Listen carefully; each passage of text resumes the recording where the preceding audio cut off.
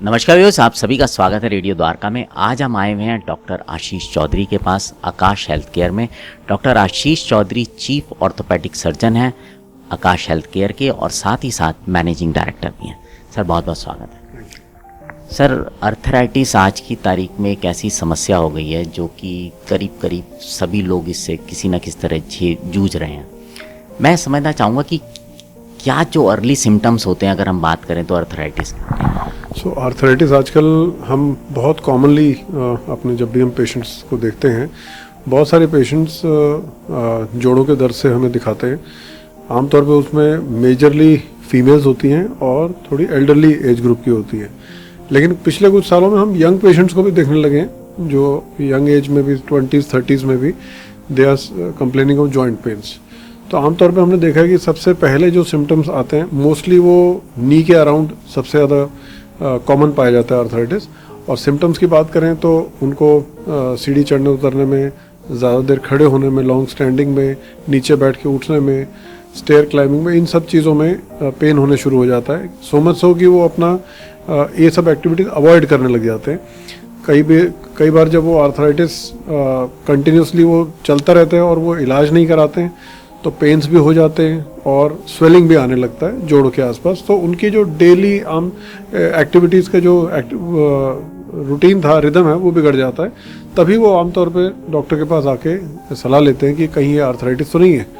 तो आमतौर पे मैंने देखा है कि अर्ली सिम्टम्स में स्वेलिंग, पेन और inability to complete daily activities without pain और विद ईज, वो सारी चीज़ें आमतौर पर अर्ली सिम्टम्स बताते हैं। अच्छा डॉक्टर आशीष, अगर आदमी इनिशियली अगर डॉक्टर के पास पहुंच जाए तो क्या इसको रोका जा सकता है, या इसको जो इसकी आने वाली प्रॉब्लम्स होती हैं उनको फर्दर उसको आगे ले जाया जा सकता है? आर्थराइटिस बहुत सारी स्टेजेस में होता है। खासकर अर्ली स्टेज ही एक ऐसा टाइम है जिस टाइम हम अगर करेक्ट इंटरवेंशन या ट्रीटमेंट स्टार्ट करते हैं तो ना सिर्फ हम उसको आगे बढ़ने से रोक सकते हैं, हम काफ़ी सारे ऐसे आर्थराइटिस हैं जिनको रिवर्स भी कर सकते हैं अगर हम उसको अर्ली स्टेज पे कैच कर लें। जैसे इमरजेंसी सिचुएशन में गोल्डन आवर का कॉन्सेप्ट है, जितना अर्ली आप ट्रीटमेंट लेते हैं किसी पर्टिकुलर चीज़ के, उतना ही चांसेस है कि वो ज़्यादा क्योर कर पाएंगे। अदरवाइज जब वो पेशेंट लास्ट स्टेज पे आता है तो उस टाइम पे बहुत ज़्यादा ऑप्शंस भी नहीं होती हैं और सर्जिकल ऑप्शंस बढ़ जाती हैं। तो उस टाइम पे वो नेचुरल ओरिजिनल जो भगवान ने जॉइंट दी है उस सिचुएशन में वो कभी नहीं पहुंच पाते हैं। तो आई थिंक अगर हम जल्दी आइडेंटिफाई करते हैं तो पेशेंट के जॉइंट की जो लॉन्गेटिविटी है वो बहुत बढ़ जाती है और वो अपने सारे फंक्शन विदाउट एनी पेन कर पाता है। तो early stage is the only stage जहाँ पर हम सही इंटरवेंशन करके उस आर्थराइटिस को सिग्निफिकेंटली कंट्रोल भी कर सकते हैं और रिवर्स भी कर सकते हैं। अच्छा डॉक्टर आशीष, आपके पास तो बहुत पेशेंट आते होंगे, आपको क्या लगता है कि, और बहुत सारे लोग जो हैं थोड़ा सा लेट ही आते होंगे क्योंकि जो हमारी आम टेंडेंसी जो है, क्या रीज़न रहता है उन लोगों को, क्यों नहीं ऐसा लगता कि हम शुरुआत में ही जाएं डॉक्टर के पास? सर ना, इंडिया में बहुत सारे सलाहकार होते हैं घर के अंदर ही।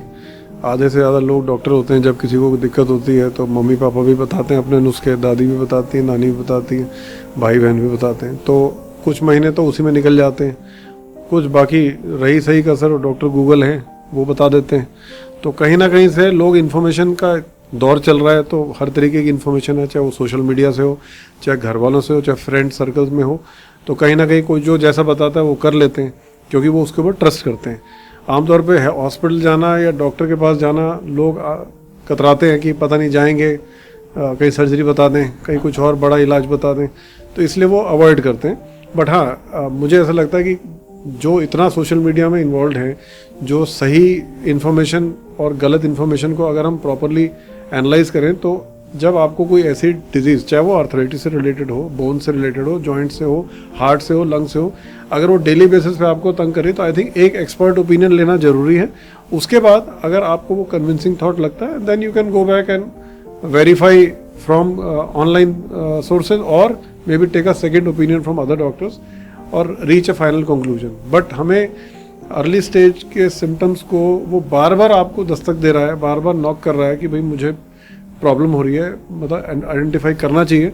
आई think that is a stage where people should not shy away from visiting a doctor and taking the right opinion. मतलब किसी का लीगल मैटर है तो वो एडवोकेट के पास ही जाएगा, अब हेल्थ का प्रॉब्लम है तो डॉक्टर के पास ही जाएगा ना। नीम हकीम आपको वो सही सलाह दे ना दें इसकी कोई गारंटी नहीं है।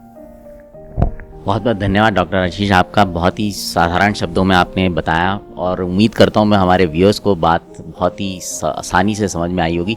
जो सबसे इम्पॉर्टेंट बात डॉक्टर आशीष ने बोली वो ये बोली कि शरीर में कोई भी परेशानी है तो उसको आप एक बार डॉक्टर के पास जाएं, उनसे सलाह लें और उनकी सलाह के ऊपर ही अपना जो है आगे का further course of action decide करें। एक बार आपका फिर भी बहुत धन्यवाद समय देने के लिए। सो व्यूअर्स, अब आपसे विदा लेते हैं और अगर ये कार्यक्रम अच्छा लगे तो इसे अपने और मित्रों के साथ साझा करना भूलिएगा मत। बहुत बहुत धन्यवाद।